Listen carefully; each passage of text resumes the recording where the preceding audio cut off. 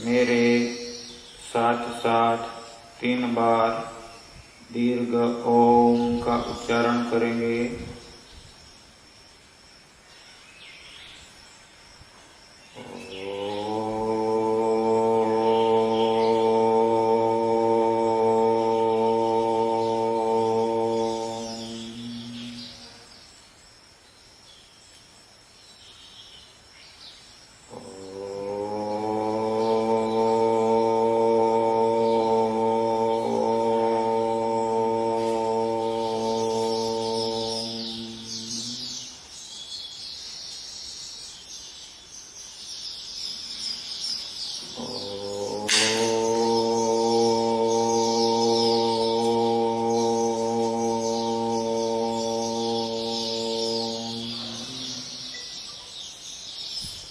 परमेश्वर को प्रणाम करके भगवान लकुलिश जी को, इस ब्रह्मांड के अधिपति ब्रह्मा जी को,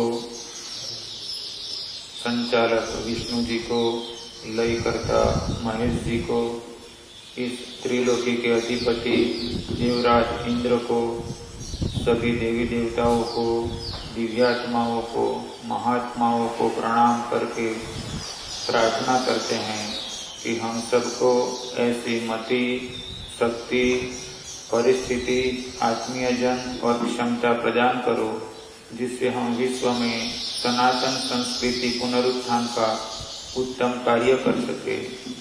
हमारे में जो कमियां हो, त्रुटियां हो, अक्षमताएं हो और वह श्रेष्ठ पथ पर आगे बढ़ने में हमारे मार्ग में जो विघ्न बाधाएं हो वह सब नष्ट हो।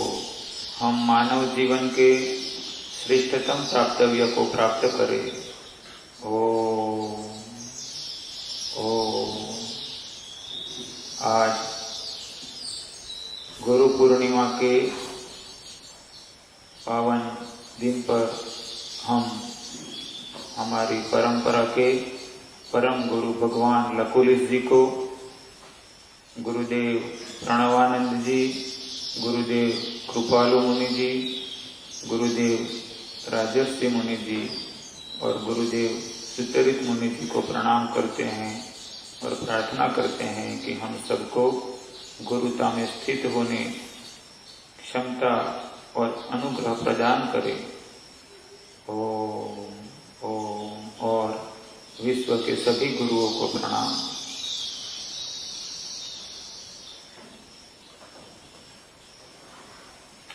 हमारे शास्त्रों में गुरु का विशेष स्थान एवं महत्व समझाया है। गुरु को सरल भाषा में कहे तो गुरु सिखाए वह गुरु। कोई कार चलाना सीखना है तो कार चलाने के लिए किसी को गुरु के रूप में स्वीकार करता है। कोई खेतीबाड़ी के लिए उसके जो सीखे हुए हैं उनको गुरु के रूप में मानता है।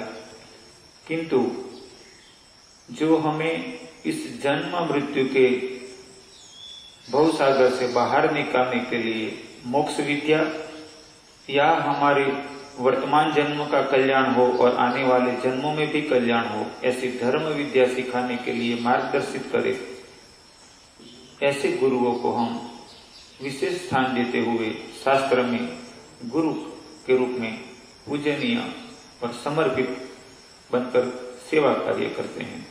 उनके मार्गदर्शन को जीवन में धारण करते हैं, अपना कल्याण करते हैं। हमारे शास्त्रों ने अनेक प्रकार के गुरुओं का वर्णन किया। अलग अलग प्रकार की विद्याओं हेतु अलग अलग प्रकार के गुरुओं के बारे में शास्त्रों में समझाया है। यदि उसको मुख्यतः 3 हिस्सों में बांटे, एक विद्वान गुरु, दूसरे साधक गुरु, तीसरे सिद्ध गुरु। विद्वान गुरु यानी जो जाने हुए हैं, जानना, विद्ता, जिन्होंने शास्त्रों को जाना हुआ है, ऐसे गुरु। विद्वान होना उत्तम बात है, क्योंकि जिन्होंने शास्त्रों का अभ्यास किया होगा या तो किसी गुरु के चरणों में बैठकर शास्त्रों को समझे होंगे, वही विद्यता को प्राप्त हो सकते हैं। जब हमारे पास परोक्ष ज्ञान होगा तो अपरोक्ष के मार्ग पर आगे बढ़ने का रास्ता सरल बन जाएगा। किंतु विद्यता के बाद विद्यावान होना चाहिए। विद्वान होना उत्तम है, किंतु इससे भी श्रेष्ठ है विद्यावान होना। रावण विद्वान था पर हनुमान जी विद्यावान थे। विद्यावान होना है उस विद्या को अपने जीवन में धारण करना, जानना समझाना उससे भी श्रेष्ठ है उसको अपने जीवन में धारण कर लेना। विद्वान गुरु से भी श्रेष्ठ है साधक गुरु, कि जो प्रयोग कर रहे हैं, जो स्वयं साधना कर रहे हैं, जो अपने आप को साध रहे हैं, उनके पास वह विद्या होती है कि जिसके द्वारा वो अपने आप को साध सके। विद्वान गुरु से साधक गुरु की प्राप्ति हो तो श्रेष्ठ है, पर उससे भी श्रेष्ठ है सिद्ध गुरु, जिन्होंने सिद्धता को प्राप्त कर लिया है, वो स्वयं सिद्ध बन गए हैं, जिन्होंने पूर्णता को प्राप्त कर लिया है। संसार में सिद्ध गुरु दुर्लभ होते हैं। शरीरधारी प्रत्यक्ष सिद्ध गुरु का होना इस संसार में अति दुर्लभ है, क्योंकि जो सिद्धता को प्राप्त हो गए हैं उसका दर्शन होना ही बड़ा दुर्लभ है। जैसे भगवान लकुल जी स्वयं शिव है और सिद्धता में स्थित है,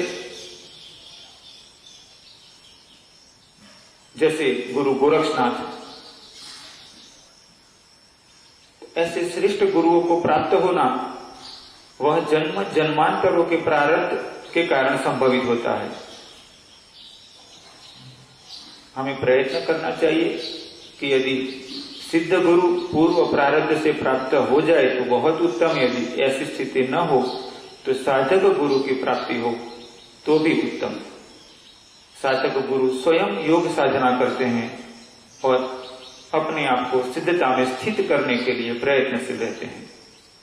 उनके पास वह विद्या होती है कि जिस विद्या की साधना के द्वारा वो अपने आप को सिद्धता में स्थापित कर सके, या तो उनके पास वह साधना होती है कि वो सिद्धता के मार्ग पर अग्रसर हो सके, और उनके गुरुओं के द्वारा या सिद्ध गुरुओं के द्वारा या परम गुरु के द्वारा उनको क्रमशः आगे की विद्या का मार्गदर्शन भी मिलता रहता हो। हमें प्रयत्न करना चाहिए कि संसार में यदि पूर्व कर्मों से सिद्ध गुरु की प्राप्ति न हो तो साधक गुरु इस पृथ्वी पर भ्रमण करके खोजे और साधक गुरु के शिष्य बने। यदि साधक गुरु की प्राप्ति न हो तो विद्यावान गुरु को प्राप्त करने का प्रयत्न करें, और वह भी प्राप्त न हो तो विद्वान गुरु से भी अपनी कल्याण की यात्रा को आगे बढ़ाने के लिए प्रयत्नशील हो। विद्वान से विद्यावान श्रेष्ठ है। विद्वान जानता है और विद्यावान में धारण किया हुआ है। विद्या ददाति विनयम, जिन्होंने विद्या धारण की होती है वो विनय को धारण कर लेते हैं। विनयाति याति पात्रताम, पर जब अपने आप में विनय को धारण करते हैं तो हमें पात्रता प्रकट होने लगती है। अध्यात्म विद्याओं को धारण करने की, श्रेष्ठ विद्याओं को धारण करने की पात्रता बढ़ने लगती है, यानी विद्यावान बने और श्रेष्ठ गुरुओं के शिष्य बने। उनके मार्गदर्शन में अपनी जीवात्मा की ऊर्ध्व गति के लिए प्रयत्नशील रहे। जैसे श्रेष्ठ गुरु का चयन करना आवश्यक है, उस प्रकार शिष्य को भी अपनी श्रेष्ठता में स्थित होना चाहिए। 3 प्रकार के सेवक या शिष्य। पहला अहंकारी, दूसरा बुद्धिमान, तीसरा समर्पित। अहंकारी शिष्य, जो शिष्य तो बनता है किंतु उसका अपना अहंकार होता है, वो अपने अहंकार को पोषित करता रहता है। यदि अहंकार पोषित न हो जाए तो वो उस विद्याओं को भी धारण नहीं करता है और गुरु के मार्गदर्शन को भी धारण नहीं करता है, सेवा का भी त्याग करता है। जैसे दुर्योधन था, कृष्ण भगवान दुर्योधन के यहां गए, दुर्योधन ने आदर सत्कार किया उनका, किंतु जैसा दुर्योधन चाहता था ऐसा भगवान ने स्वीकार करने के लिए मना कर दिया। तो दुर्योधन ने भगवान को भी बंदी बनाने का प्रयत्न किया, किंतु अंत में उसको समझ में आ गया कि वो मेरे लिए अशक्य है।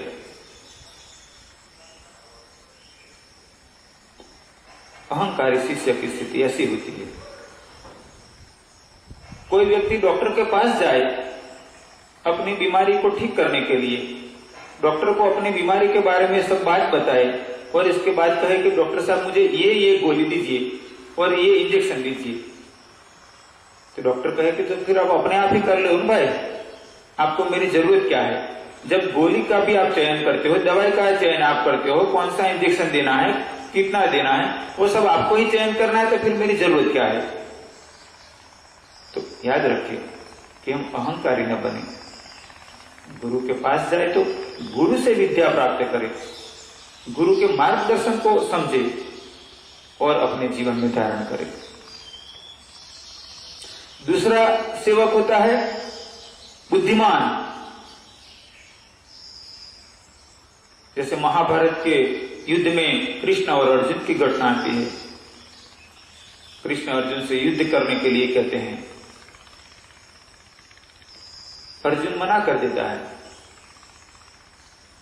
वो अपने दृष्टिकोण से सोचता है, वो अपनी बुद्धिमत्ता से सोचता है और अपने विचार, अपने तर्क, अपनी दलील रखता है कि मेरे रिश्तेदार है इसीलिए मैं नहीं लड़ूंगा, ये परिस्थिति है इसीलिए, ये परिस्थिति है इसीलिए, इत्यादि अपने अपने तर्क दलील रखता है। भगवान उसको समझाते हैं, पुनः वो अपनी दलील रखता है। ऐसे उसकी तर्क दलीलों को सुलझाने में और उसकी बुद्धि को सही रास्ते में लाने में भगवान ने 18 अध्याय भगवद गीता में समझाए। तब फिर वो स्वीकार कर लेता है कि अब जैसे आप कहते हो वैसा मैं करूंगा। बुद्धिमान शिष्य की स्थिति ऐसी होती है कि जब तक उसको ठीक लगता है तो ठीक है, ठीक नहीं लगता है तो कहता है कि नहीं ऐसे नहीं ऐसे। हो सकता है कि वो कार्य करे या न भी करे, हो सकता है कि वो धर्म के मार्ग पर आगे बढ़े या न भी बढ़े। उसके तर्क उसकी बुद्धि के अनुसार होना चाहिए। तो दूसरे प्रकार का शिष्य होता है बुद्धिमान। अहंकारी शिष्य तो अपना पतन कर लेता है, बुद्धिमान शिष्य भी अपना बहुत कुछ लाभ गंवा देता है बहुत कुछ लाभ। तीसरे प्रकार का सेवक होता है, शिष्य होता है समर्पित। जैसे राम के प्रति समर्पित थे हनुमान जी। उन्होंने अपनी बुद्धि या अपने तर्क दलील या अपने अहंकार को राम की सेवा में कभी बीच में नहीं आने दिया। राम काज करिबे को आतुर, राम काज करने वो सदैव उत्साहित रहते थे, तत्पर रहते थे। और जैसे राम चाहते थे, जिसमें राम की प्रसन्नता थी, जिसमें राम का कार्य होता था, वह करने के लिए वो सदैव संपूर्ण रूप से तत्पर रहते थे, समर्पित रहते थे। जब शिष्य अपने आप को गुरु के उद्देश्य, गुरु के आदेश, गुरु के मार्गदर्शन में अपने आप को पूर्ण रूप से ढाल देता है तो गुरु की विद्या भी उसमें सरलता से उतरती चली जाती है, गुरु का अनुग्रह भी उस पर उतरता चला जाता है, ईश्वरीय शक्ति भी उस पर कृपा करती है। और कभी कभी ऐसे अनेक उदाहरण देखने मिलते हैं कि बिना मांगे भी उस पर विद्या की, क्षमता की बारिश होती रहती है, यानी कि अनुग्रह होता रहता है। हम प्रयत्न करें कि श्रेष्ठ गुरु के शिष्य बने और अपने आप को समर्पित शिष्य बनाए। अहंकारी कभी न बने, अपनी बुद्धि को इतना तर्क दलीलों या तो अकड़ पकड़ में न बढ़ाते रहे कि हम अपना ही पतन कर ले। गुरु के मार्गदर्शन से, गुरु के अनुग्रह से, कि गुरु के दिखाए हुए पथ पर आगे बढ़ने की जगह हम अपने तर्क दलीलों में स्वयं उलझकर पथ से च्युत न हो जाए। एक बार कोई शिष्य गुरु के आश्रम में रहता था। उसने निर्णय किया कि मैं प्रतिदिन गुरु को 5 दंडवत प्रणाम करूंगा। सुबह में स्नान करने के बाद देव पूजन इत्यादि से निवृत्त होकर वो जब बाहर आता और देखता कि गुरु जी अपने आसन पर आकर विराजमान हुए हैं, तब वो गुरु के चरणों में 5 दंडवत प्रणाम करता। वक्त बीतता चला गया। महीना, 2 महीना, 6 महीना, साल, 2 साल, 4 साल, 5 साल, 7 साल वक्त बीतता चला गया। गुरु के आश्रम में कई लोग आते जाते रहते थे। सभी उसकी सेवा से, उसके आदर से प्रभावित होते थे। एक बार वहां पर कोई धनपति सेठ आए थे। उसने उस शिष्य के समर्पण भाव को देखा, आदर को देखा, विवेक को देखा और वो अति प्रसन्न हो गए, भावुक हो गए। जब गुरुजी अपने कक्ष में चले गए, इसके बाद वह सेठ उस शिष्य के पास बैठे, उसको प्रणाम करके उत्तम वस्त्र स्वीकार करने के लिए अनुनय विनय करने लगे। शिष्य ने प्रथम तो मना कर दिया कि मुझे ऐसे महंगे वस्त्रों की कोई जरूरत नहीं है और यहाँ गुरु जी के आश्रम में गुरु जी की कृपा से मुझे सादगी युक्त वस्त्र मिल जाते हैं। किंतु सेठ ने पुनः पुनः आग्रह किया कि मेरी बात रख लो, इसको मेरा प्यार समझ लो, इसकी मेरी सेवा समझ लो, आप स्वीकार कर लो, मैं धन्य हो जाऊंगा। आखिर वह शिष्य ने उस सेठ की प्रसन्नता के लिए स्वीकार कर लिया।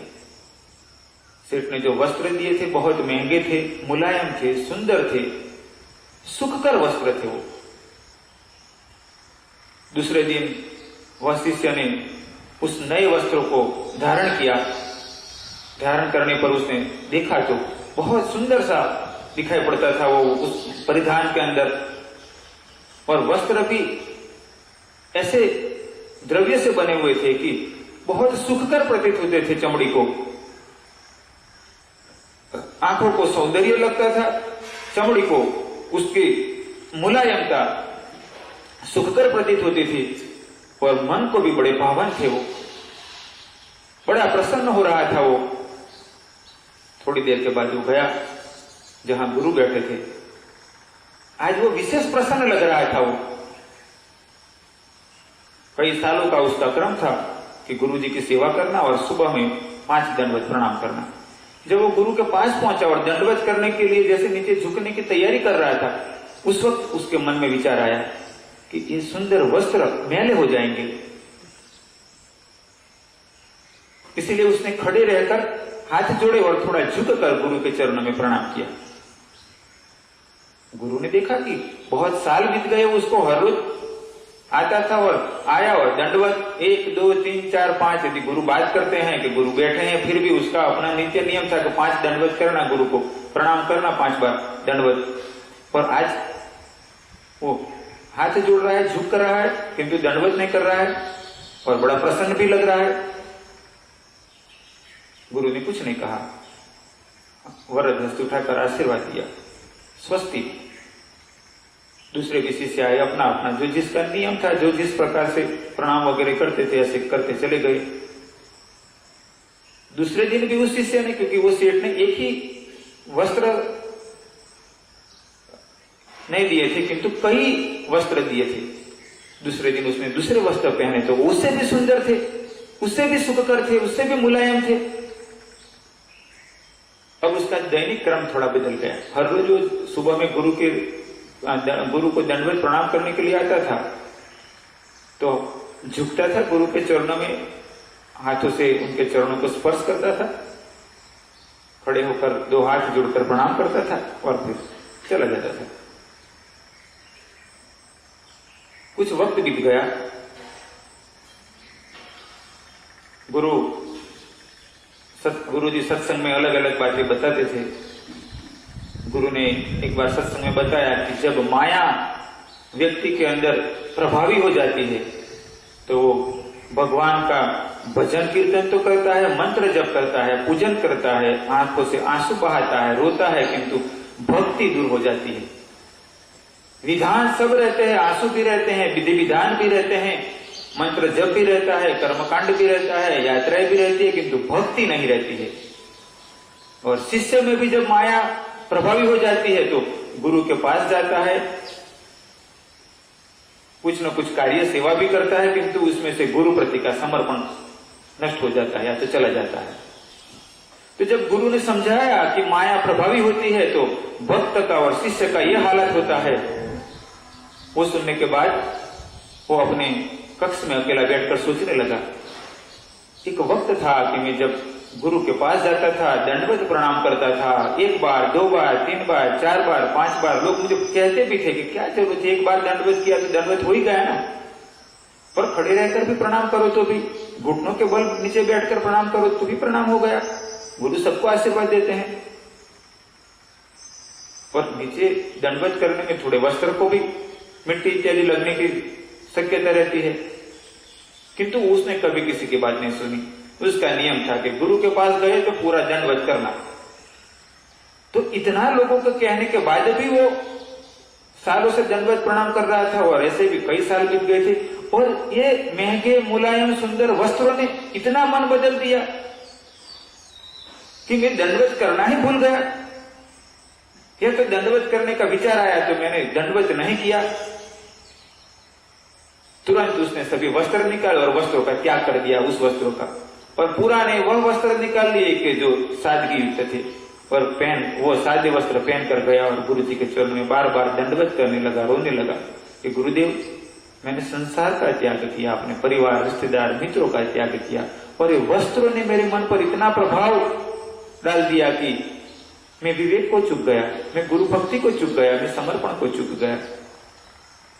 गुरु ने समझाया कि बेटा, माया जैसे बड़ा बांध होता है और उसमें छोटा सा छेद हो जाए तो उसमें से निकलता हुआ पानी का छेद भी बांध को तोड़ने के लिए सक्षम होता है।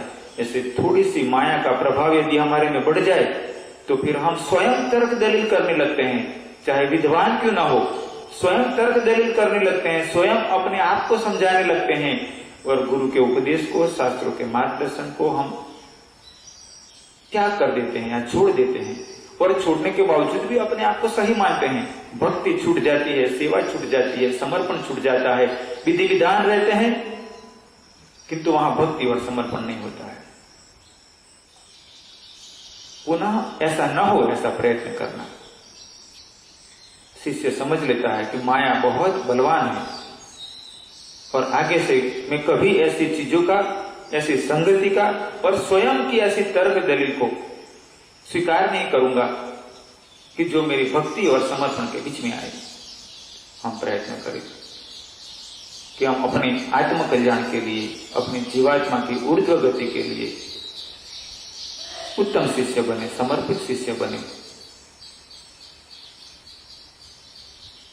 जब कोई व्यक्ति मद्यपान करता है, शराब पीता है, और उसके शराब के कारण उसने अपना होश गंवा दिया होता है, तो ऐसा व्यक्ति और जो माया में मोहांध हो चुका है, ऐसे दोनों प्रकार के व्यक्ति कब बदल जाए वो निश्चित करना बड़ा मुश्किल होता है। जैसे शराबी व्यक्ति शराब के नशे के अंदर अनाप शनाप बोलता है और उसका बर्ताव भी बदल जाता है, ऐसे माया में सम्मान की अपेक्षा सत्ता, संपत्ति, अहंकार इत्यादि माया का जो प्रभाव होता है, तो जब भक्ति बदल जाए, कब शिष्यत्व बदल जाए, वो निर्णित करना मुश्किल होता है।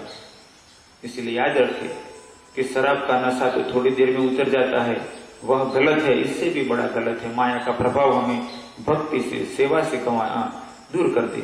हम अपने आप को संभालें, अपने आप को पहचाने, अपनी गलतियों को सुधारें और श्रेष्ठ पथ पर आगे बढ़े। सरल व्यक्ति को भगवान की कृपा सरलता से मिल जाती है। क्योंकि उसके पास सरलता है, वो सरलता से समर्पित हो जाता है। किंतु जो अहंकारी है, जो अकड़ पकड़ में बंधा हुआ है, जो राजसिक है, जिसको सम्मान की अपेक्षा है, जिसको मैं मेरा की अपेक्षा है, जिसको मैं कुछ हूं ऐसा मानता है, ऐसा व्यक्तित्व को बदलना बड़ा मुश्किल होता है। तब ऐसे व्यक्तियों को बदलने के लिए कठिन से कठिन परीक्षाओं में से पसार होना पड़ता है। हम प्रयत्न करें कि सरल बने, सरलता को जीवन में धारण करें। याद रखें, इस संसार में ना कोई शत्रु है, ना कोई मित्र है। ये सभी समुद्र की लहरों की भांति होता है। समुद्र की लहरें जैसे आती जाती रहती है, ऐसे जीवों में प्रारब्ध के अनुसार, परिस्थितियों के अनुसार मित्रता शत्रुता के प्रभाव उभरता रहता है। इसका मैं आपको एक उदाहरण कहूं। हमारे आश्रम में एक पास के गांव का कुत्ता आता था। आश्रम के कुत्तों को साथ वो कभी झगड़ता रहता था, कभी आधी रात को आ जाता था तो कभी दोपहर को आ जाता था, और साथ में 2-3 और कुत्तों को लेकर आता था। और आश्रम के जो 2-3 छोटे कुत्ते थे और एक आध बड़ा कुत्ता था, तो मौका देकर हमला कर देता था। और जब उनके 3-4 कुत्तों की उसके साथ टीम होती थी तो कुत्ते घायल हो जाते थे। फिर हम उनको भगाते थे और आश्रम के कुत्तों को यदि ज्यादा चोट लगी हो तो अस्पताल ले जाते थे और उसकी दवाई वगैरह कराते थे। थोड़े दिन ठीक हुए, इसके बाद फिर मौका खोजकर फिर आता था, फिर हमला करता था। हम आश्रम वासियों ने आयोजन किया, कब उस कुत्ते को भगाओ, तो सब डंडा लेकर उसको भगाने के लिए भी प्रयत्नशील रहते थे, उसकी पिटाई करो। किंतु वो इतना चालाक था कि कितना भी प्रयत्न करे वो ऐसे भागकर कहीं चला जाता था और फिर मौका देकर फिर आता था। इसमें आश्रम के कई कुत्ते मर भी गए उसकी मार पिटाई की वजह से, कि वो कुत्ता आकर आधी रात को हमला कर देता था तो कई बार घायल होकर दवाई कराने के बावजूद भी कई कुत्ते मर गए। मृत्यु तो प्रारब्ध से होता है, किंतु ये घटना निश्चित घटी। आश्रम के कुछ लोगों को भी कभी कभी उस कुत्ते ने काट लिया, उनको भी दवाई इंजेक्शन लेने पड़े। कुछ वक्त के बाद ऐसा हुआ कि आश्रम में बलवान कुत्ता कोई नहीं था। जो भी थे वो छोटे यहाँ के गांव के आसपास से जो आकर रहे थे, ऐसे 2-3 कुत्ते थे। इसके बाद वो कुत्ता धीरे धीरे यहाँ आकर रहने लगा। अब उसका झगड़ा खत्म हो गया था, फिर वही आश्रम की सिक्योरिटी करने लगा। अब देखा वो आश्रम में किसी को काटता भी नहीं है, किसी से झगड़ता भी नहीं है, ना कुत्तों को मारता है, और रात्रि दिन आश्रम में वो सिक्योरिटी करता है। तो आश्रम वासियों के भी मन बदल गए। अब उसको रोटी खिलाने लगे, उसकी संभाल रखने लगे, और जब तक वो जिया तब तक उसने आश्रम की रखवाली की बाद में। यानी कि न कोई शत्रुता न मित्रता सदैव के लिए रहती है। हम शत्रुता और मित्रता अपने अंदर इतनी गहराई से न ले ले कि वो हमारे जन्म और जन्मों के लिए बंधन का कारण बन जाए। हम ये स्वीकार कर लेंगे क्षण भर के लिए होती है, कुछ पलों के लिए, कुछ दिनों के, महीनों के लिए, कुछ वर्षों के लिए, या तो कभी कभार जन्म के लिए, और एक ज्यादातर पूर्व कर्मों से होती है। इसीलिए संसार में न कोई मित्र, न कोई शत्रु, न कोई अपना, न पराया, सब अपने, सब पराये, सबका कल्याण हो। और मुझे जो दुख मिलता है वो मेरे प्रारब्ध से या तो मेरी मूर्खता से मिलता है। मेरे दुख का संसार में कोई जिम्मेदार नहीं होता है, या तो मेरा प्रारब्ध जिम्मेदार है, यानी कि मेरे पूर्व कर्म जिम्मेदार है, या तो मेरी मूर्खता जिम्मेदार है, या तो मैं ज्यादा अपेक्षा रखता हूं, या तो मैंने अधिकार समझ लिया है। ऐसे कई कारण होते हैं। हम प्रयत्न करें कि वैराग्यवान बने। सेवा जरूर करनी चाहिए, किंतु सेवा में व्यापारी नहीं बनना चाहिए। कई बार ऐसा होता है कि शिष्य सेवा तो करते हैं, किंतु सेवा करते करते अपेक्षाएं बढ़ जाती है, अधिकार भाव आ जाता है। थोड़े वक्त सेवा की, 3 महीने बीते, फिर धीरे धीरे लगने लगता है कि मैं कोई विशेष हूं, मेरा भी एक स्थान है और मुझे ऐसा सम्मान मिलना चाहिए, मुझे ऐसी अनुकूलता मिलनी चाहिए। और ये स्थान, सम्मान, अनुकूलता, ये अपेक्षाएं अधिकार पैदा कर देता है, पर वो अधिकार सेवक को मिटाकर एक अहंकारी शिष्य में परिवर्तित हो जाता है, अहंकारी सेवक बन जाता है। और अहंकार तो पतन ही करता है, अहंकार दुखदायी होता है। सेवा के नाम से व्यापार न करें, सेवा समर्पित भाव से करें, निष्काम भाव से करें। साथ में आप सबके परिवार में अब बच्चों के नाम रखते होंगे। जब बच्चे का जन्म होता है तो कई बार मैं ऐसी घटनाएं देखता हूं कि बच्चों के नाम कैसे हो, चीकू, पीकू, चीनी, मिनी, ऐसे नाम न रखो। बच्चों के जो नाम हो वो ऐसे नाम हो कि जिसके कारण उस नाम का अर्थ जब वो बच्चा सोचे तो उसमें श्रेष्ठता निहित हो, ऐसे नाम रखने चाहिए। चीनी मिनी नाम नहीं रखने चाहिए, चीकू पीकू नहीं करना चाहिए, अच्छे नाम रखो। और कई बार ऐसा होता है कि परिवार में बच्चों के नाम तो अच्छे रखे होते हैं किंतु लाड़ प्यार के अंदर चीनी मिनी कर देते हैं। पर किसे अच्छा लगेगा ऐसे नाम? तो अच्छे नाम बच्चों के रखने चाहिए और उसको उसी नाम से बुलाना चाहिए। अपने घर परिवार में अपने परिचितों से, मित्रों से कहना चाहिए कि यदि आपके परिवार में किसी का नाम ऐसा बोला जा रहा है तो सबको कहो कि भाई अब ऐसे मत बोलो। एक बार, दो बार, 5 बार, 10 बार, 25 बार कहते रहोगे तो धीरे धीरे उत्तम नाम बोला जाएगा। और नाम के साथ उसका प्रभाव भी होता है। हम सिर्फ इतना सुनते हैं कृष्ण, तो कृष्ण सुनने के साथ ही हमारे मन में भगवान का चित्र आता है। गाय तो हमारे मन में पूज्य गौ माता का चित्र आता है। और गधा, गधा सुनने के साथ ही हमें आता है जो भार उठाने वाला। तो अच्छे नाम रखो बच्चों को। और जब बच्चे का जन्मदिन हो तो कई परिवारों में देखने मिलता है, तो बच्चे का जन्मदिन हो तो मोमबत्ती जलाते हैं और फिर फूंक लगा दी। हम सनातन धर्म में तमसो मा ज्योतिर्गमय, दिया प्रकाशित करने वाले लोग हैं, अंधकार करने वाले नहीं। तो याद रखे, आपके या तो आपके परिवार के बच्चों के जन्मदिन पर प्रकाश फैलाए, अंधकार मत करे। कई जगह ऐसा होता है कि कुछ मिठाई वगैरह लाते हैं और फिर इसके ऊपर वहां फूंक लगाते हैं, काटते और मोमबत्ती पर फूंक लगाते हैं तो कुछ थूक भी उड़कर वो मिठाई पे चला जाता है। हमने कहते हैं जूठन नहीं खाना, फिर वो जूठन करके फिर एक दूसरे को बांटते हैं, मेरे जूठन तू खा, तेरे जूठन मैं खाऊं। फिर चल, ऐसा ना करो, पवित्र रहो, पवित्रता को जीवन में धारण करो। हमारे सनातन धर्म के ऋषि मुनियों ने समझाया कि गुरु से विद्यता मात्र नहीं, गुरु गुरुता में स्थित होना है।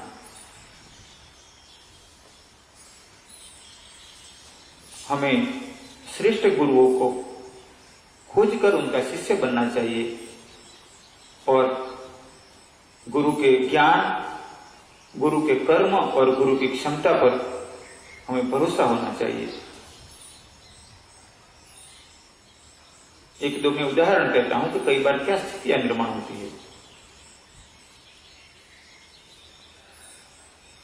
कई बार गुरु अपने साधना से, अपनी योग विद्या से भूतकाल को भी जानते हैं कुछ अंशों में, वर्तमान को भी जानते हैं कुछ अंशों में और भविष्य को भी कुछ अंशों में जान सकते हैं।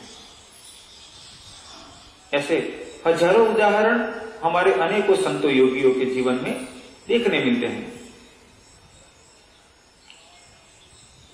कोई गुरु ने अपने शिष्य से कहा, बेटा तेरे वहां जो खेत वगैरह हैं उसमें वो जो दूर पहाड़ी वाला खेत है वो बंजर पड़ा रहा है, तो वहां पर ऐसा करके फलों का उद्यान बना दे, फलों के पेड़ लगा वहां पर। शिष्य ने कहा कि गुरुजी वहां बंजर जमीन पड़ी हुई है, वहां पर मैं फलों के पेड़ लगाकर क्या करूंगा, बहुत मेहनत होगी, थक जाऊंगा मैं। गुरु ने समझाया कि बेटा वो श्रेष्ठ कार्य है, वो बंजर जमीन पड़ी हुई है और पानी तो मिल सके ऐसा ही है, तो कम से कम 10-20 पेड़ तो तू लगाई दे, ज्यादा न लगा पाए 5-7 तो लगाई दे, कम से कम ऐसा करके 2-3 आम लगा दे, 2-3 अमरूद लगा दे, 1-2 जामुन के पेड़ लगा दे और 2-4 कुछ फल के पेड़ लगा दे। शिष्य सोचने लगा कि इतनी जमीन है, गुरुजी वहां कहां कह रहे हैं। उसके मन में हुआ कि गुरुजी गलत आग्रह कर रहे हैं, अच्छी जमीन है वहां पर पेड़ लगाता तो मुझे मेहनत भी कम होती और फल की भी व्यवस्था होती है, और यदि गुरुजी को फल चाहिए आश्रम में तो मुझे फल के पेड़ लगाने की क्या जरूरत है, ऐसे भी मैं दे जाऊंगा। तो कई दिन वो सोचता रहा, फिर आखिर उसने सोचा कि गुरुजी का मान रखने के लिए भी वहां 4-5 पेड़ लगा देता हूं। तो उसने 4-5 पेड़ वहां पर लगाए। अमरूद का पेड़ लगाया, जामुन का लगाया, आम का पेड़ लगाया, ऐसे 4-5-7 पेड़ उसने लगा दिए। जल की व्यवस्था कर दी और वहां सेवक थोड़े थोड़े दिनों में आकर देखता था कि तू उसने इतना महत्व नहीं दिया, तो उसमें से 2-3 पेड़ नष्ट हो गए और 2-3 पेड़ बड़े हुए। 2-3 साल बीत गए, कभी बात निकली, गुरु ने कहा कि बेटा वो तेरे उद्यान में पेड़ वगैरह कैसे? तो गुरु जी मैंने 6-7 पेड़ लगाए थे, 2-3 चले गए, 2-3 रह रहे हैं। ठीक ठीक। और 4-5 साल बीत गए। एक बार परिवार में बड़ा झगड़ा हो गया उसके। 2-3 भाई थे और पिताजी सभी बैठे थे और किसी बात में झगड़ा हो गया। पिताजी ने अपनी संपत्ति बांटी नहीं थी, झगड़ा बड़ा रूप ले लिया झगड़े ने और किसी बात में ऐसी बहस हो गई कि उसके पिताजी को बुरा लग गया। पिताजी ने कहा कि मैं मेरे सभी जमीन से तुझे बेदखल करता हूं, सिर्फ वो पहाड़ी में बंजर जमीन पड़ी है जो वो जमीन तुझे देता हूं, बाकी सभी जमीन से आज ही बेदखल करता हूं और मेरे घर से भी निकाल देता हूं, तू यहां से निकल जा बस, अभी थोड़ी देर में तू यहां से चला जा बस।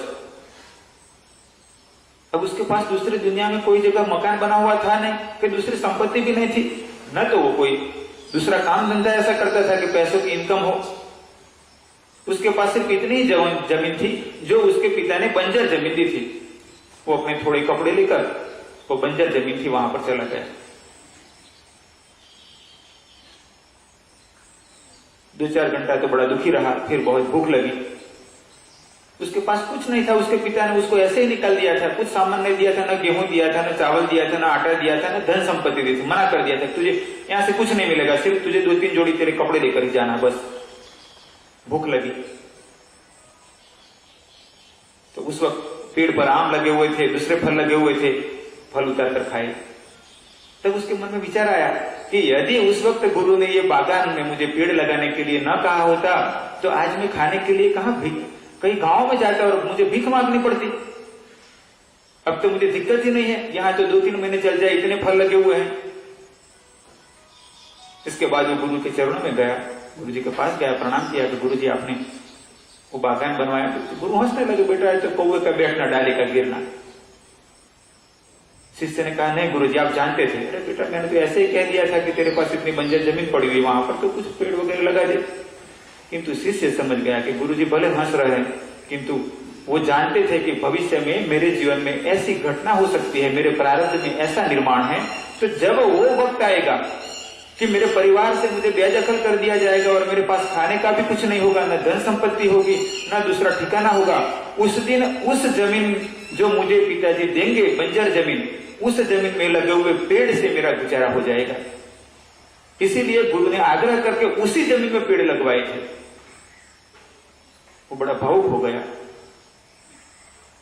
कई बार ऐसा होता है कि जो क्षमतावान गुरु होते हैं उन गुरुओं की क्षमता पर भरोसा रखो, उनके ज्ञान पर भरोसा रखो। जैसे तीरंदाजी की विद्या होती है, तीरंदाजी की विद्या का एक उदाहरण कहूं कि एकलव्य द्रोण के पास से वो विद्या में पारंगत हो गया था, वो बिना द्रोण को पूछे भी वो पारंगत हो गया था कि यदि एक व्यक्ति ने तीर चलाया है, वो तीर उसके कमान से निकल गया है और लक्ष्य तक अभी नहीं पहुंचा है, तो तीर गति में है और उस वक्त एकलव्य पत्थर मारकर भी उस तीर को वहां से लक्ष्य से हटा देता था। उसके लिए उसको अच्छा गणित का ज्ञान होना चाहिए, गति का ज्ञान होना चाहिए। कितनी गति से चल रहा तीर कितने सेकंडों में या तो कितने मिनट में उस लक्ष्य का भेदन करेगा, उस लक्ष्य का भेदन करने से पहले कि मैं यहां से पत्थर या तो तीर चलाऊं, वो कितने वेग से चलाऊं और उसको कौन सी जगह पर लक्ष्य करूं कि जहां उस दूसरे व्यक्ति ने जो तीर चलाया था वो तीर और मेरे द्वारा फेंका गया पत्थर या तो तीर इकट्ठे हो जाएंगे, टकरा जाएंगे और उसने जो तीर चलाया था वो अपना लक्ष्य चुक जाएगा। ये गहराई से समझ होनी चाहिए, शास्त्रों का ज्ञान भी होना चाहिए, कर्म का विवेक होना चाहिए, दूरदृष्टिता होनी चाहिए, योग सामर्थ्य होना चाहिए, ये सभी होना चाहिए। किंतु यदि यह सभी हो और गुरु किसी शिष्य को कहे कि बेटा तू ऐसा कर, और शिष्य यदि बुद्धिमान हो तो क्या करना, वो दलील करेगा किंतु गुरुजी ऐसा नहीं, उस जमीन की जगह यहां पेड़ पौधे लगा दी तो अरे 100 आम का पेड़ लगा देता हूं गुरुजी। गुरुजी ने कहा बेटा वहां मत लगा, उस बंजर जमीन में लगा। गुरुजी इस जमीन में बढ़िया पेड़ होंगे और अकेले आम नहीं, मैं 25 प्रकार के 20 प्रकार के फल और कंदमूल का पौधे लगा देता हूं। और गुरुजी आप चिंता ही मत करो, आश्रम में तो मैं फल देता ही रहूंगा, पेड़ पर नहीं लगेंगे तब भी दूंगा और लग जाएंगे बाद में भी दूंगा। गुरु मन में हंसने लगे कि बेटा मुझे मेरी चिंता नहीं है, मुझे तेरी चिंता है, तू ऐसा मत सोच कि मैं मेरी चिंता से। किंतु गुरु बोले नहीं। अब बाकी तो वो शिष्य का प्रारब्ध, बाकी तो जैसे मेरे जैसा गुरु हो कहेगा ठीक है तेरा विचार अच्छा है, तूने जो बुद्धि से सोचा है वो बढ़िया सोचा है, ऐसा ही करना चाहिए। प्रयत्न करें कि गुरु के ज्ञान, गुरु के कर्म और गुरु की क्षमता पर भरोसा रखें कि वो आपका कल्याण करेंगे, मुश्किलों से उबारेंगे और आध्यात्मिक उन्नति करेंगे। अपनी बुद्धि से गुरु की क्षमता, ज्ञान और कर्मों को मत जोखो, मत तोलो, मूल्यांकन मत करो, किंतु श्रद्धा से देखो। यदि आप कुछ पाना चाहते हो और यदि आपको गुरु अयोग्य लगते हैं, उनकी क्षमता, उनका कर्म, उनका ज्ञान अयोग्य लगता है, तो ऐसे गुरु के पास जाकर अविवेक करना या तो अवज्ञा करने से अच्छा है कि गुरु से दूरी बना रखो। हो जाए तो कुछ सेवा कर लो, जैसे और भी कई जगह हम सेवा करते रहते हैं, जहां भी पूज्य जन होते हैं, तीर्थ होता है तो सेवा करते ही है, तो ऐसे सेवा कर लो। बाकी ऐसी श्रद्धा जो अश्रद्धा में परिणित हो चुकी है वह अविवेक कराएगी, अवज्ञा कराएगी। प्रयत्न करें कि हम गुरु में विद्वान गुरु को पसंद करें। यदि इससे भी अच्छा होगा कि विद्यावान गुरु मिल जाए, इससे भी अच्छा हो जाए कि साधक गुरु मिल जाए, और कई जन्मों के प्रारब्ध से यदि सिद्ध गुरु मिल जाए तो श्रेष्ठ बात है।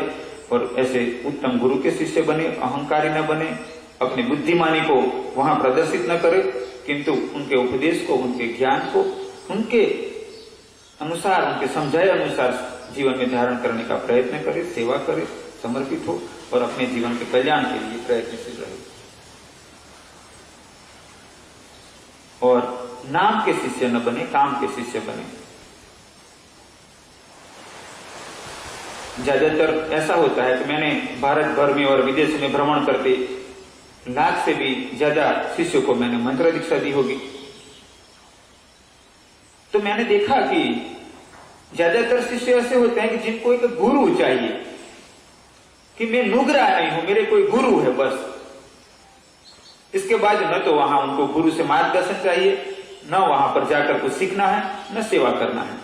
थोड़े शिष्य ऐसे होते हैं कि 12 महीने में 1 आध बार गुरु के दर्शन हो गए तो अच्छी बात है, यदि मौका मिल गया और चले गए, 1 आध बार गुरु के दर्शन कराए और कभी कभार कुछ सेवा हो गई तो ठीक है, नहीं तो क्या करें, हम अपनी परिस्थिति में उलझे हुए हैं और तो गुरु होने चाहिए इसीलिए किए थे।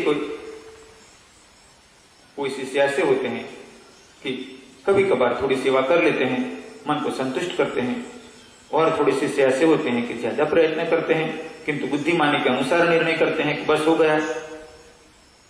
और कोई कोई बिरले शिष्य ऐसे होते हैं कि जो समर्पित होते हैं। प्रयत्न करें कि समर्पित शिष्य बने।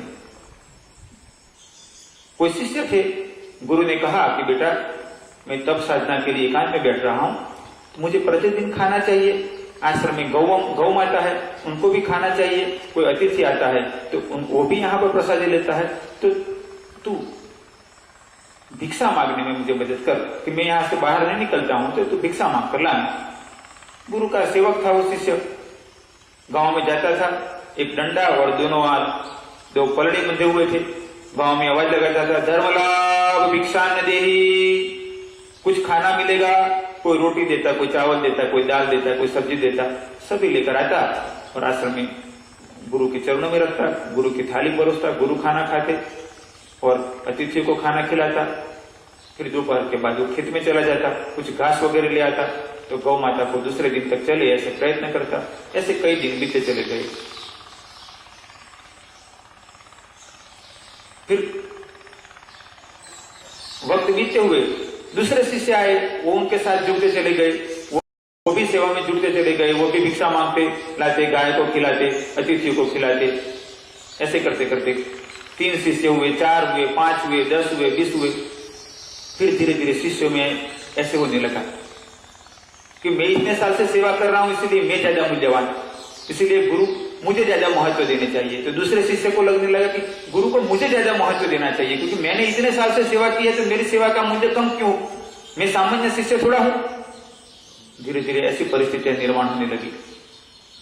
फिर वक्त ऐसा आया कि जो सालों से सेवा करते करते कुछ शिष्यों ने सोचा कि गुरु को खिलाने की, गौ माता को खिलाने की, अतिथियों को खिलाने की जिम्मेदारी कोई मेरे अकेले की थोड़ी है। तो गुरु ने देखा कि वो हर रोज सेवा के लिए जाता था, कावड़ लेकर भिक्षा के लिए, और वो आराम से पेड़ के नीचे बैठा हुआ है। तो कुछ शिष्य ऐसे भी होने लगे कि अब धीरे धीरे मुझे इतना सम्मान नहीं मिलता है, और मेरी अकेले की जिम्मेदारी थोड़ी है, आश्रम की गाय खाए, गुरु के भोजन, अतिथियों की सेवा।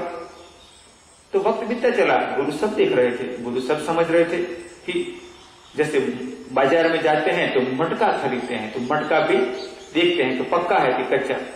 गुरु भी देखते थे कि शिष्यों की मनस्थिति कैसी है।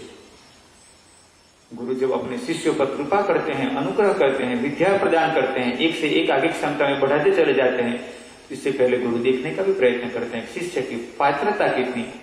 विद्या ददाति विनयम विनयाति याति पात्रताम। विद्या से विनय प्राप्त होता है और विनय से पात्रता प्रकट होती है। गुरु ने देखा कि मेरे शिष्यों में कितना विनय प्रकट हुआ है, कितनी पात्रता प्रकटी है, कितना समर्पित भाव हुआ है, या तो बुद्धिमानी और अहंकार बढ़ रहा है। प्रयत्न करें कि अपने आप को श्रेष्ठ शिष्य बनाए, अपने समर्पण भाव को व्यक्त करें। अंत में आज गुरु पूर्णिमा के दिन पर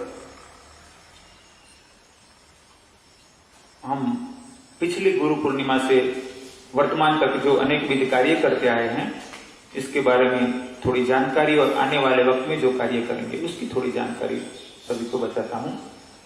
हमने तय किया था पिछली गुरु पूर्णिमा को कि हम भारतवर्ष में और विदेशों में लकुलिश योगाश्रम नाम से संस्थानों की स्थापना करेंगे और भगवान शिव जी के शिव संकल्प विश्व में सनातन संस्कृति पुनरुत्थान को प्रसारित करने के लिए उत्तम प्रयत्न करेंगे। इसके अंतर्गत गुजरात में अरवली जिले में लकुलिश योगाश्रम अरवली का नींव पूजन होकर कार्य शुरू हुआ।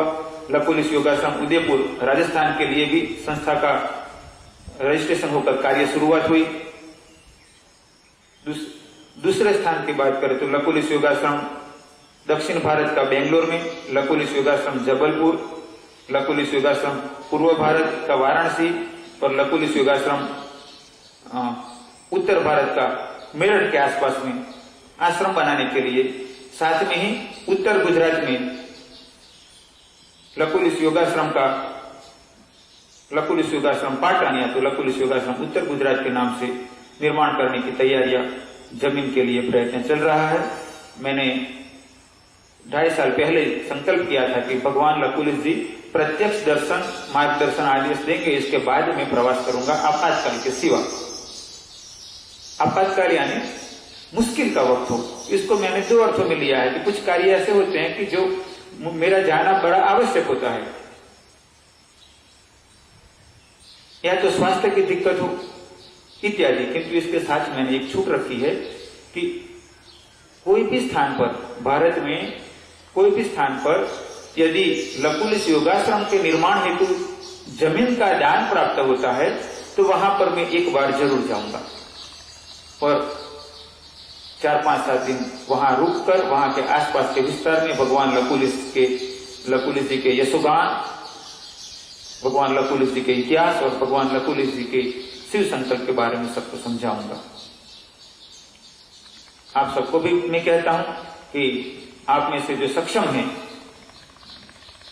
वो यदि 2 बीघा जितनी जमीन दान कर सकते हैं तो जरूर दान करने का प्रयत्न करें। एक होता है मेडिकल कैंप और दूसरी होती है अस्पताल।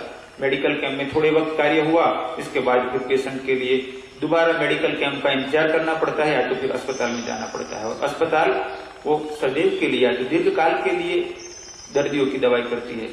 ऐसे ही थोड़े दिनों के लिए शिविर करना एक अलग बात है, और आश्रम की स्थापना करना अलग बात है। तो यदि कहीं पर भी 2 बीघा यानी करीब 1 एकड़, 1.25 एकड़ जितनी जमीन हमें दान में मिलती है, तो मैं वहां 4-5 दिन के लिए रुक सकूं, ऐसा आऊंगा। रास्ते में सबको मिलते हुए सत्संग करते करते आऊंगा और वहां पर 5-7 गाय हो, योगाश्रम की स्थापना हो, गुरुकुल की स्थापना हो, आसपास के विस्तार में सनातन संस्कृति का प्रसार हो, ऐसा आयोजन करूंगा, जिससे वहां से 30, 40, 50 किलोमीटर के एरिया में सनातन धर्म, शिव शंकर, भगवान लकुल श्री का आदेश का उत्तम कार्य हो सके।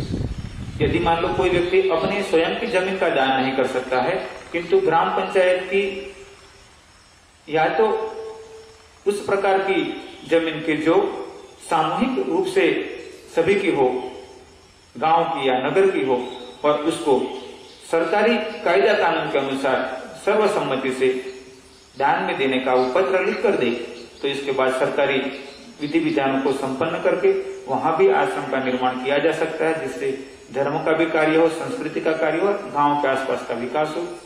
आप सबको इसके लिए प्रयत्न करने के लिए, यथा योग्य आयोजन करने के लिए अपील करता हूं कि आप आपके विस्तार में प्रयत्न करें कि कोई गांव ऐसा हो कि जहां पर धर्म संस्कृति के कार्य के लिए एक संस्थान की स्थापना की जा सके, तो आप जरूर प्रयत्न करना। हमने पिछले नवरात्रि के वक्त में 2019 के नवरात्रि में 7 करोड़ ओम नमः शिवाय मंत्र जप के अनुष्ठान का संकल्प किया था। चैत्र पूर्णिमा लकुल भगवान के प्राकट्य दिन उसका शिवार्पण करना था, किंतु जो वर्तमान की परिस्थितियां रही उसके कारण उसको थोड़ा समय बढ़ा दिया गया था। जो आज गुरु पूर्णिमा के दिन सुबह में 7 करोड़ ओम नमः शिवाय मंत्र जप का मंत्रानुष्ठान संपन्न होने पर उसको शिवार्पण किया, और मुझे बड़ी प्रसन्नता है कि मैंने संकल्प किया था 7 करोड़ मंत्र जप अनुष्ठान सभी को मिलकर संपन्न करने का, यानी कि 7 करोड़ 77,77,000 जितने मंत्र जप होने चाहिए, किंतु करीब करीब 9 करोड़ और 80 लाख से ऊपर मंत्र जप हो गया, यानी कि हमारी जो गिनती थी उससे करीब 2 करोड़ ज्यादा मंत्र जप हुआ। और मुझे बड़ी प्रसन्नता है कि हमने पहली बार ऐसा प्रयत्न किया था कि मैंने सोचा था कि 1 करोड़ ओम नमः शिवाय जपानुष्ठान का संकल्प, इससे फिर 2, 3, 4, 5, 6, 7 तक पहुंच गए हम, और 7 करोड़ तो संपन्न हो ही गया, किंतु 7 करोड़ से भी बढ़ते बढ़ते करीब करीब 10 करोड़ में थोड़े ही बाकी रहा। आज पुनः हम संकल्प करते हैं कि आज गुरु पूर्णिमा 5 जुलाई से शुरू करके चैत्र पूर्णिमा 2021 27 अप्रैल 2021 तक 11 करोड़ ओम नमः शिवाय मंत्र जप का अनुष्ठान संपन्न करेंगे। जो भी शिष्य आत्मीय जनों को उसमें इस ओम नमः शिवाय मंत्र जप के अनुष्ठान में जुड़ना हो, तो वो प्रतिदिन 4 माला करेगा, तब भी वो आराम से 1112 माला अनुष्ठान पूरा कर पाएगा। और जैसे थोड़ा थोड़ा बचाकर धन ज्यादा इकट्ठा होता है तो दिक्कत में काम आता है, ऐसे थोड़ा थोड़ा धर्म इकट्ठा किया जाए तो वो भी हमारी रक्षा करता है, हमारा कल्याण करता है, अपनी पीढ़ियों का कल्याण करता है। आप स्वयं संकल्प करके मंत्रानुष्ठान करें एक बात है, और जब गुरु ने संत ने संकल्प किया और उसमें अनुष्ठान करे वो उससे भी उत्तम बात है। आप सबको भी मैं कहता हूं कि प्रयत्न करें कि प्रतिदिन 4 माला ओम नमः शिवाय की जप करना। यदि कोई दिन रह जाता है तो दूसरे दिन जप कर लो। यदि कोई व्यक्ति चाहता है कि मैं प्रतिदिन 4 माला ओम नमः शिवाय जप नहीं कर पाऊंगा, किंतु 1112 माला ओम नमः शिवाय की जप करके अनुष्ठान पूरा कर दो तो भी अनुष्ठान में सहभागी बन सकते हैं। तो आप सब में जिनको अनुकूलता हो वो तो जरूर अनुष्ठान करें, किंतु अनुकूलता न हो तो अनुकूलता बनाकर भी अनुष्ठान करें।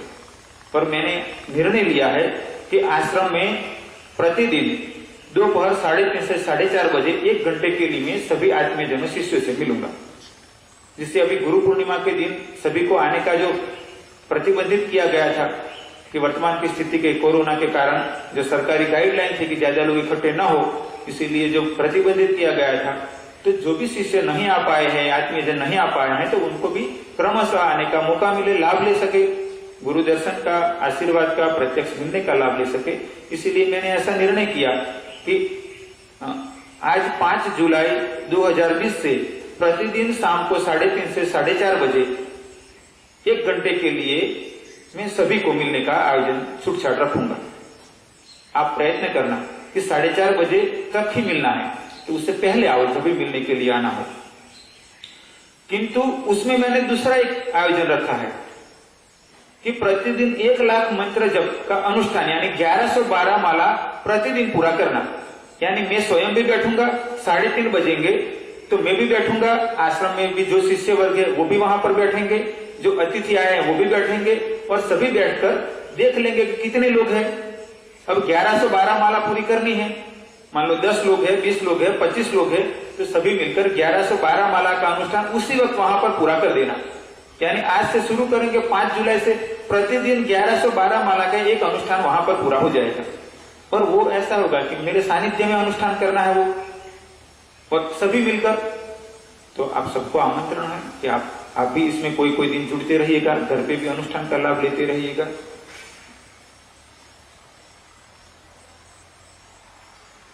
आप सब ने गांव में देखा होगा, जो गांव में रहे होंगे, वर्तमान में छोटे बच्चों ने तो शायद कम देखा हो, किंतु जिनकी उम्र 30, 40, 50 साल, 60 साल की है उन्होंने ज्यादातर देखा होगा कि पहले गांव में खेतों में मक्का पकता था तो कुछ मक्का भुट्टे, मकई ना डोड़ा ब्राह्मण को देते थे, कुछ मंदिर में रखते थे, कुम्हार के यहाँ भी कुछ देते थे, नाई के यहाँ कुछ देते थे, ऐसे सभी को बांटते थे।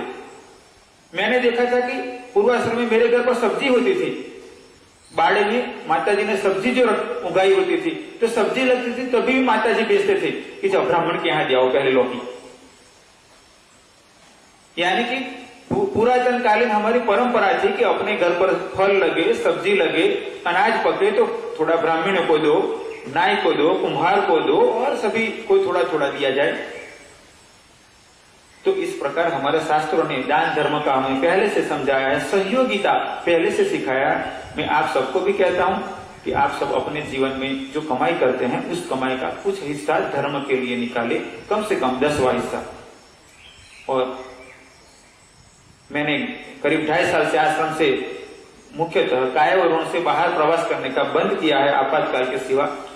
तो मैं शिष्यों को कहता हूं कि आप सब प्रयत्न करना कि आश्रम की व्यवस्था सुचारू रूप से चलती रहे, आश्रम की गौशाला की व्यवस्था सुचारू रूप से चलती रहे, आश्रम में अतिथियों का भोजन सुचारू रूप से चलता रहे। इसलिए आप अपनी कमाई में से कुछ हिस्सा जरूर दान दिया करो। और बहनों को मैं कहता हूं कि बहनें घर पर बनाती है, जैसे बड़ी बनाती है, पापड़ बनाती है, तो आप रखना कि थोड़ा गुरु के लिए भी हिस्सा निकाला करो कि जब बड़ी बनाओ तो याद रखो कि मुझे मेरे गुरु के यहाँ भी भेजना है आश्रम में। तो थोड़ी बड़ी में 500 ग्राम किलो 2 किलो बड़ी जब जाऊंगी गुरु जी के आश्रम में तो गुरु जी के यहाँ लेकर आऊंगी। मैं पापड़ी बना रही हूँ, पापड़ बना रही हूँ, तो ये हमारे घर के लिए और ये थोड़ा मैंने निकाल लिया गुरु के लिए। जैसे घर पे पहले ब्राह्मणों का भोजन कराते थे तो भोजन पकाते थे ब्राह्मण, पर उनका अलग निकाल लेते थे पवित्रता से, और इसके बाद फिर घर वालों के लिए खाते थे। तो आप भी ऐसे रखना कि जब बड़ी बनाओ बहने तो थोड़ी बड़ी निकाल लो कि मेरे गुरु के लिए, गुरु के आश्रम के लिए। फिर ऐसा नहीं कि गुरु जी आप ही खाना है। कई बार ऐसी दिक्कत होती है कि कोई शिष्य गुरु के लिए कोई चीज लेकर आए और फिर गुरु को कहे गुरु जी आपको ही खाना है, तो कितनी बड़ी दिक्कत हो जाएगी। आपने गुरु को दिया, गुरु खाए, गुरु के शिष्य खाए, आश्रम वाले खाए, कोई अतिथि खाए, या तो गुरु ने किसी को दिया कि लो तुम खाओ बेटा। आपको गुरु तक पहुंचाना है, यानी गुरु जी का आश्रम तक पहुंचाया। तो मैं कहता हूं बहनें बड़ी बनाए तो भी थोड़ी गुरु जी के आश्रम के लिए निकालो। जब पापड़ पापड़ी बनाओ तो रखो कि मेरे गुरु जी के लिए। खेत में जब मक्का पका है तो मेरे गुरु जी के आश्रम के लिए। बाजरी पकी है तो थोड़ी गुरु जी के आश्रम के लिए। गेहूं पका है तो थोड़े मेरे गुरु जी के आश्रम के लिए। कईयों के घर पे आम होते हैं तो आम पकाते हैं, तो रखो कि भाई थोड़े आम मेरे गुरु जी के आश्रम के लिए। आप में संस्कार पड़ेगा, आपके बच्चों में संस्कार पड़ेगा। वर्तमान में धीरे धीरे वो परंपराएं खत्म होने लगी कि जब अनाज पकता है तो ब्राह्मण को देना है, सभी को बांटना है, मंदिर में देना है। मक्का पका है तो भुट्टा ब्राह्मण के यहाँ देना है, या तो मक्का ब्राह्मण को देना है, मंदिर में रखना है। ये परंपराएं धीरे धीरे खत्म होने लगी है। आपको सब मैं प्रेरित करता हूँ कि आप प्रयत्न करो कि आपको भी याद रहे कि हर बात में आपको याद आएगा मेरे गुरु के आश्रम के लिए। अब जब आपको कुछ कमाई हो जाए तो भी याद रखो, फिर सोचो कि भुट्टा तो देना है, बाजरा देना है, किंतु कमाई अच्छी हुई है तभी फिर कंजूसाई मत करना। तब भी सोचना कि मेरे गुरु के लिए, मेरे गुरु जी के आश्रम के लिए, गुरु जी के आश्रम के गौ माताओं के लिए, गुरु जी के आश्रम में सेवकों के लिए, शिष्यों के लिए, अतिथियों के लिए, धर्म कार्य के लिए। तो जब पुरातन काल में ऐसा था कि राजा महाराजाओं आश्रमों को मदद करते थे और लोग भी मदद करते थे। वर्तमान की स्थिति बदल गई है। वर्तमान की स्थिति में वो राजा महाराजाओं से आश्रम को ज्यादातर मदद मिलती थी, ऐसा बहुत कम हो गया है। सब शिष्यों को आत्मीय जनों का दायित्व होता है, वो प्रयत्न करे। और ऐसा भी नहीं कि एक बार कर दिया आप हो गया, जितना अपने आप से हो सके इतना प्रयत्न करो और अपने परिचितों से मित्रों से कहते रहो कि गुरु जी का आश्रम में गौ माताएं हैं, साधु संत रहते हैं, अतिथि आते जाते हैं, आपसे जो हो सके मदद करो। पर याद रखो कि मूढ़ी कभी मत बन जाओ। मूढ़ी बन जाना यानी सेवा कर रहे हैं और मूड बदल गया, बस सेवा बंद। गुरु ने कहा बेटा आश्रम में दिक्कत है तो अपने परिचितों से कहना। फिर और 5-10 दिन गए, 15 दिन गए, बेटा आश्रम में गौ माता के लिए सबको कहना। फिर 5 दिन गए, गुरु ने देखा कि ये शिष्य पहले सेवा करते थे, अब उसमें बुद्धिमानी आ गई है निश्चित रूप से। अब समर्पण खत्म और दूसरे स्टेज में आ गया बुद्धिमानी। और बुद्धिमानी में क्या होता है? तर्क, दलीलें होती है कि ऐसा नहीं, ऐसा हुआ इसीलिए नहीं, ऐसा हुआ इसीलिए नहीं। गुरु ने देखा कि मैंने शिष्य को दोबारा भी कहा कि बेटा तेरे कोई परिचित हो तो कहना आश्रम के कार्य के लिए थोड़ा मदद करे कोई। तीसरी बार गुरु ने कहा, फिर गुरु जी समझ गए कि पक्की बात हो गई, अब उसमें बुद्धिमानी बढ़ गई है। ऐसा मत हो, प्रयत्न करते रहो। जब तक ये जीवन ईश्वर ने दिया है, हाथ ईश्वर की कृपा से चल रहे हैं, पैर ईश्वर की कृपा से चल रहे हैं, ईश्वर की कृपा से देख पाते हैं, ईश्वर की कृपा से सोच पाते हैं, ईश्वर हमें इतना सब कुछ देता है, तो इस ईश्वर की कृपा के कारण हमारी जीवन चल रहा है। तो इस ईश्वर के कार्यों के लिए कभी दूसरों से हाथ लंबाने के लिए, परमार्थ के लिए मांगने में परेशान मत हो, परमार्थ के लिए मांगने में संकुचित मत हो। प्रयत्न करो कि ज्यादा से ज्यादा आपके द्वारा धर्म का कार्य हो, सेवा का कार्य हो। अंत में सभी को आमंत्रित करता हूं कि जब मौका मिले क्रमशः वर्तमान की कोरोना की स्थिति को देखते हुए एक साथ नहीं किंतु क्रमशः लकुलिस धाम में आते रहिएगा, धर्म संस्कृति का कार्य करते रहिएगा।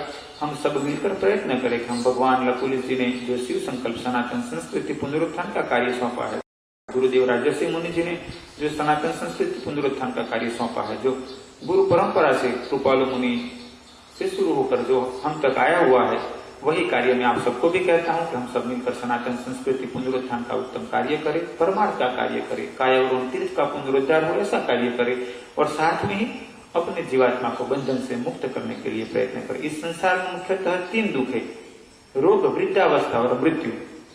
हम प्रयत्न करें कि इन दुखों से अपने आप को बचाने के लिए योग साधना करें। अंत में ईश्वर से प्रार्थना कि हम सबको ऐसी मति, शक्ति, परिस्थिति और क्षमता प्रदान करे जिससे हम सब आत्म कल्याण की ओर आगे बढ़े, स्व कल्याण के साथ सर्व कल्याण के लिए उत्तम प्रयत्नशील बने। ओम ओम। सबका मंगल हो, सबका मंगल हो, सबका मंगल हो। ओम जय भगवान।